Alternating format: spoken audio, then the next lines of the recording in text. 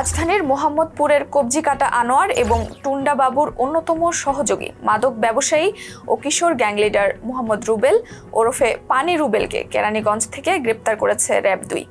গেল ২০ জুলাই তাকে ঢাকার কেরানীগঞ্জ থেকে আটক করা হয়। বিস্তারিত আলমগীর শেখের প্রতিবেদনে।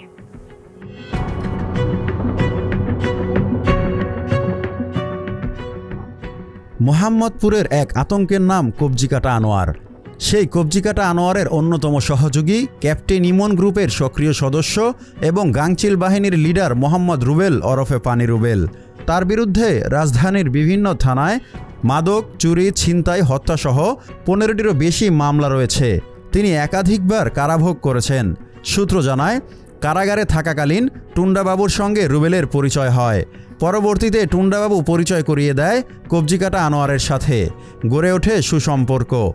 পরবর্তীতে কবজিকাটা আনোয়ারের নির্দেশে মোহাম্মদপুর ও পার্শ্ববর্তী এলাকায় চাঁদাবাজি, মাদক ব্যবসা, ভূমি দখল, চুরি, ছিনতাই, ডাকাতি, হত্যাসহ বিভিন্ন সন্ত্রাসী কার্যক্রম পরিচালনা করেন এই রুবেল। আনোয়ার ওরফে কবজিকাটা আনোয়ারকে গ্রেফতারের পর মোহাম্মদপুর এলাকার সন্ত্রাসী কার্যকলাপ নিয়ন্ত্রণ করত এই পানি রুবেল। গেল ২৮ জুন মোহাম্মদ শাহিনকে এলোপাতাড়ি কুপিয়ে আহত করে রুবেল ও তার দল। লেফটেন্যান্ট মোহাম্মদ নাফিস বিন জামাল জানান, আসামিকে জিজ্ঞাসাবাদে উঠে আসে গুরুত্বপূর্ণ তথ্য, যা বিশ্লেষণ করে অন্য আসামিদের গ্রেফতারের চেষ্টা অব্যাহত রাখবে র্যাপিড অ্যাকশন ব্যাটালিয়ন ২। ভূমিকা পালন করে আসছে। এরই ধারাবাহিকতায় গত ২০ জুলাই কিশোর গ্যাং লিডার মোহাম্মদ রুবেল ওরফে পানি রুবেলকে আমরা হাতে নাতে গ্রেফতার করতে সক্ষম হই।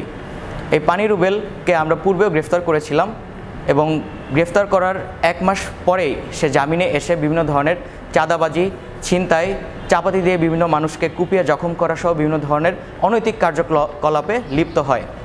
এর প্রেক্ষিতে তাকে যাচাই বাছাই করে জিজ্ঞাসাবাদ করে আমরা যেটা জানতে পারি সেটা হচ্ছে যে সে ভোলা থেকে এখানে আগমন করে এবং আগমন করার পরে সে পানি ব্যবসার সাথে জড়িত হয়।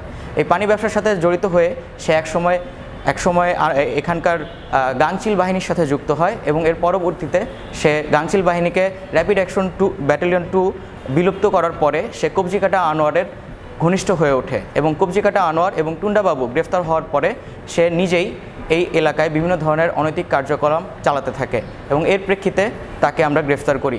ছদ্মবেশে অপরাধ, মাদক আর সন্ত্রাসের গল্পটা এখানেই শেষ নয়। রাজধানীর বুকে অপরাধীরা যে শিকড় বিস্তার করেছে, পানি রুবেল তার একটি ভয়ঙ্কর নাম মাত্র। পানি রুবেল গ্রেফতার হলেও আড়ালে রয়ে গেছে আরও অনেক মুখ। লেফটেন্যান্ট মোহাম্মদ নাফিস বিন জামাল বলেন, অভিযান চলবে যতক্ষণ না এই শহর ফিরে পায় স্বস্তি। সক্ষম হই। জিজ্ঞাসাবাদে সে জানায় যে সে বর্তমানে আদাবর, রায়ের বাজার এবং এইসব এলাকায় বিভিন্ন ধরনের ছিনতাই, চাপাতি দিয়ে বিভিন্ন মানুষকে কুপিয়ে জখম করা এবং এই ধরনের চাঁদাবাজি, এই ধরনের কার্যকলাপের সাথে লিপ্ত আছে। র্যাপিড অ্যাকশন ব্যাটালিয়ন ২ এর পক্ষ থেকে এই ধরনের অভিযান ভবিষ্যতের জন্য চলমান থাকবে। Alamgir Sheikh, face the people, Dhaka.